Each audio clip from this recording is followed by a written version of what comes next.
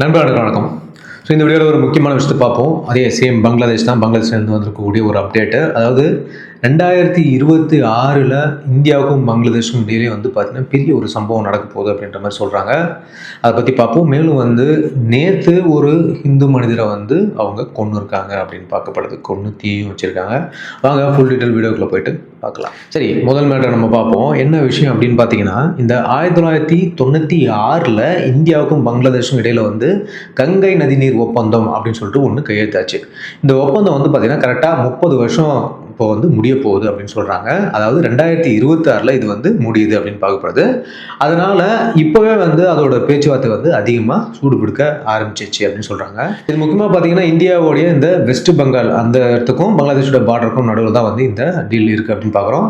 கங்கை நதி பார்த்தீங்கன்னா, இந்தியாவிலிருந்து பங்களாதேஷ்குள்ளே நுழையக்கூடிய இடமான இந்த ஃபராக்கா அப்படின்ற ஒரு பகுதியில் தான் இந்த நீர் பகிர்வு இருக்குது அப்படின்னு சொல்கிறாங்க. இதோட அதிகாரப்பூர்வ பெயர் என்ன அப்படின்னு பார்த்தீங்கன்னா, கங்கா வாட்டர் ஷேரிங் ட்ரீட்டி 1996 அப்படின்னு சொல்கிறாங்க. டிசம்பர் மாதம் 12ஆம் தேதி 1996 அன்னைக்கு அப்போதைய இந்திய பிரதமர் தேவகவுடா இருந்தார் இல்லையா, அவரு மற்றும் பங்களாதேஷனுடைய அப்போதைய பிரதமர் ஷேக் ஹசீனா, இவங்க 2 பேருக்கும் இடையே இந்த அக்ரிமெண்ட் கையெழுத்தாச்சு அப்படின்னு பார்க்குறோம்.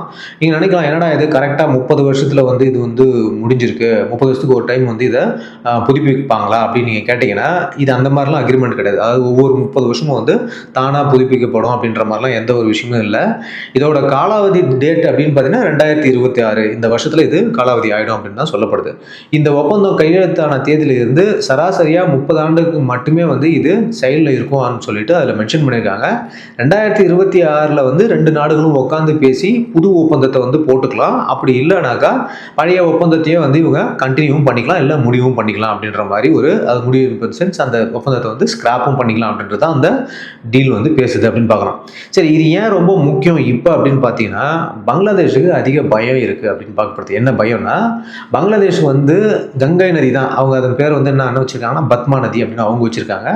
ஸோ இது அவங்களோட விவசாயத்துக்கு மெயினான சோர்ஸ்னு பார்க்குறோம். இந்த ஒப்பந்தம் முடிய போகிறதுனால இந்தியா என்ன முடிவு எடுக்கும் அப்படின்னு சொல்லிட்டு ரொம்ப டென்ஷனாக இருக்காங்க அப்படின்னு பார்க்கப்படுது. பங்களாதேஷை பொறுத்த வரைக்கும் பார்த்தீங்கன்னா, மொத்தம் 3 பிரம்மாண்ட நதிகள் தான் அந்த நாட்டினுடைய உயிர் நாடி அப்படின்னு சொல்லுவோம். முதல் நதி பார்த்தீங்கன்னா இந்த பத்மா நதி அப்படின்னு சொல்லக்கூடாது, அதுதான் நம்ம கங்கை நதினு சொல்கிறோம் இல்லையா. இதுதான் பங்களாதேஷ்குள்ள இந்த வெஸ்ட் பெங்கால் வழியாக நுழையுது அப்படின்னு பார்க்குறோம். அடுத்து ஜமுனா நதி. ஜமுனா நதின்றது வேற எதுவும் கிடையாது, நம்மளுடைய பிரம்மபுத்திரா தான் அவங்க ஜமுனா நதி அப்படின்னு வச்சிருக்காங்க. அடுத்து பார்த்தீங்கன்னா மேக்னா அப்படின்னு சொல்கிறாங்க. அது எதுன்னு பார்த்தீங்கன்னா இந்தியாவினுடைய வடகிழக்கு மாநிலத்திலிருந்து வரக்கூடிய ஒரு நதி. இந்த 3 நதி தான் இவங்களுக்கு முக்கியமான உயிர் நாடி அப்படின்னு பார்க்குறோம்.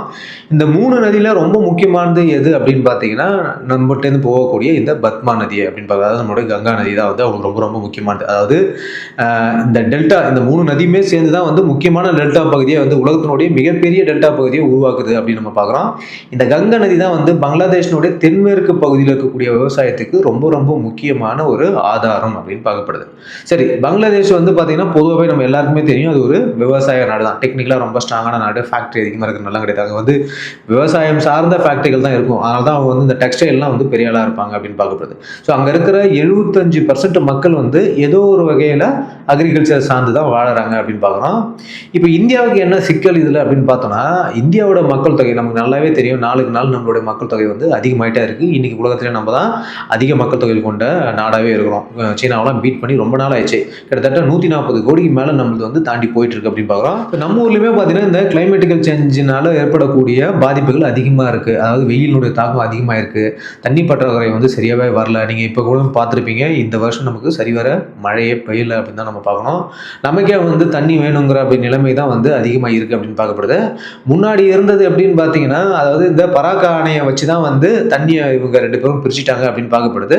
தண்ணி கம்மியாக இருக்கிற நேரத்தில் கூட பார்த்தீங்கன்னா பங்களாதேஷுக்கு கிட்டத்தட்ட 35,000 கியூசெக் தண்ணி நம்ம கண்டிப்பாக கொடுப்போம் அப்படின்ற மாதிரி ஒரு உத்தரவாதம் பங்களாதேஷ் கொடுத்துருந்தோம். அப்போ பங்களாதேஷ் நம்ம கூட ஒரு நல்ல உறவில் இருந்தாங்க அப்படின்னு பார்க்கப்படுது. ஆனால் பங்களாதேஷோட இப்போதைய இருக்கக்கூடிய இந்த ஹெட் யார், இந்த முகமது யூனிஸ் இருக்கார் இல்லையா, இந்த ஒப்பந்தத்தை புதுப்பிக்கணும் அப்படின்னு சொல்லிட்டு அவர் ரொம்ப ஆவலாக இருக்காரு. அது மட்டும் இல்லாமல் அவர் இந்தியா கிட்ட இருந்து அதிகப்படியான தண்ணி வேணும் அப்படின்ற மாதிரி ஒரு விஷயத்தையும் வைக்க போறாரு அப்படின்னு பார்க்கப்படுது. ஆனால் இன்னொரு பக்கம் அங்கே இருக்கிற சில குரூப்ஸ் இந்தியாவுக்கு எதிராக பேசுறாங்கன்றது நமக்கு நல்லாவே தெரியும். நம்மளுடைய இந்த சிக்கன் காரிடரை இந்தியாவிலேருந்து பிரிச்சிருவோம், 7 சிஸ்டர்ஸ் நாங்கள் தூக்கிடுவோம் அப்படி அப்படின்னு மிரட்டிட்டு உட்காந்துருக்காங்க. இதுக்கு இந்த யூனிஸ் கவர்மெண்ட் அதிக லெவலில் சப்போர்ட் பண்ணிட்டு இருக்கு அப்படின்னு தான் நம்ம பார்க்குறோம். ஸோ இந்தியா வந்து எப்போதுமே மற்ற நாடுகளுக்கு தண்ணி கொடுக்கறதுல ரொம்ப ஒரு பெருந்தன்மையாக தான் நடந்துட்டு இருக்கு அப்படின்னு பார்க்கப்படுது. ஈவன் நம்ம வந்து பாகிஸ்தானை கூட இப்போ தண்ணி கூட்டினே தான் இருக்கிறோம். இவ்வளோ பிரச்சனை பண்ணி நம்ம வந்து அந்த ட்ரீட்டிலேருந்து வெளியெல்லாம் வரல, அதை ஹோல்டு பண்ணியிருக்காங்க. பட் தண்ணி கொடுத்துட்ருக்கோம். சம்டைம்ஸ் அதிக நீரோட்டம் வரும்போது நம்ம கூப்பிட்டு இன்ஃபார்மும் பண்ணிட்டு தான் இருக்கோம், அவங்க வெளில வந்து மக்கள் செத்துக்கூடாதுனால. ஸோ இந்தியா வந்து ஒரு சரியான மனிதாபன அடிப்படையில் தான் எப்போவுமே நடந்துட்டு இருக்கு அப்படின்னு பார்க்கப்படுது. இந்த 2026 நம்ம மக்களோட தேவையை பார்த்துட்டு தான் வந்து இந்த அக்ரிமெண்ட்டை திரும்பியும் வந்து நம்ம ரினியூ பண்ணுவோமா இல்லையா அப்படின்றது முடிவெடுப்போம் அப்படின்ற மாதிரி இந்தியா சைட்லேருந்து யோசிச்சிருக்காங்கன்னு சொல்லப்படுது. சரி, இப்போ பங்களாதேஷில் நடக்கக்கூடிய இந்த கொடூரமான சம்பவங்கள் எல்லாமே வந்து தொடர்ந்துட்டு தான் இருக்குது அப்படின்னு நம்ம பார்க்குறோம். அதாவது இந்த மாதிரி அவங்க வந்து தண்ணிக்கு அப்புறம் அரிசிக்கு நம்மகிட்ட வந்து நிற்கிறாங்க. ஆனால் நேற்று அவங்க என்ன பண்ணியிருக்காங்க அப்படின்றத நீங்கள் பார்த்தீங்கன்னா உங்களுக்கு வந்து ரொம்ப ஷாக்கிங்காக இருக்கும். அதாவது புத்தாண்டு கொண்டாட்டம் ஒரு பக்கம் இருக்கும்போது அங்கே இருக்கக்கூடிய சிறுபான்மை மக்களுக்கு வந்து இது ஒரு கருப்பு தினமாக தான் வந்து இவங்க வந்து பண்ணியிருக்காங்க அப்படின்னு பார்க்கப்படுது. அதாவது ஜனவரி 1ஆம் தேதி வந்து வெளியான தகவல் படி பார்த்தீங்கன்னாக்கா ஷரத்பூர் அப்படின்னக்கூடிய ஒரு பகுதியில் ஒரு இந்து தொழிலாளி மீது மிக கொடூரமான தாக்குதல் வந்து இவங்க நடத்திருக்காங்க அப்படின்னு பார்க்கப்படுது.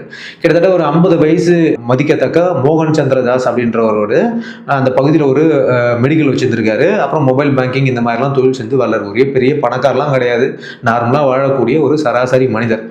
டிசம்பர் 31ஆம் தேதி நைட்டு வந்து அவர் இந்த புத்தாண்டு முடிச்சுட்டு கடையை சாத்திட்டு 9:30 மணிக்கு வந்து அவர் கிளம்பியிருக்காரு. ஆட்டோவில் வீட்டுக்கு போகும்போது வழியில் வந்து ஒரு கும்பல் வந்து ஆட்டோவை மறித்து மோகன்தாஸை வந்து வெளியே இறக்கி சரமாரியாக அவர் கத்தியால் குத்தி வெட்டி, அது மட்டும் இல்லாமல் அவர் மேலே பெட்ரோலை ஊற்றி தீ வச்சு கொளுத்திருக்காங்க அப்படின்னு பார்க்கப்படுது.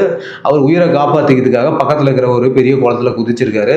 அவரோட அலறல் சத்தம் கேட்டு அங்கே பக்கத்தில் இருந்தவங்க எல்லாமே ஓடி இருக்காங்க. அதுக்குள்ளே இந்த நபர்கள்லாம் ஓடி இருக்காங்க அப்படின்னு பார்க்கப்படுது. முகம், கை மற்றும் வயிற்று பகுதி எல்லாத்துலேயும் வந்து பலத்த காயங்களும் உயிருக்கு ஆபத்தான நிலையில் அவர் டாக்கா மருத்துவமனையில் அனுமதிப்பட்டிருக்காருன்னு சொல்லப்படுது. மேலும் ஒரு இறந்துட்டார்ன்ற ஒரு நியூஸும் வந்துட்டு இருக்கு. ஸோ இப்போ இது யார் மேலே சந்தேகப்படுறாங்க அப்படின்னா ரபின்னு ஒரு ஆளும் அப்புறம் வந்து ஷோயக் அப்படின்ற ஆளும், இவங்க 2 பேருமே வந்து உள்ளூர் நபர்கள் அப்படின்னு சொல்லப்படுது.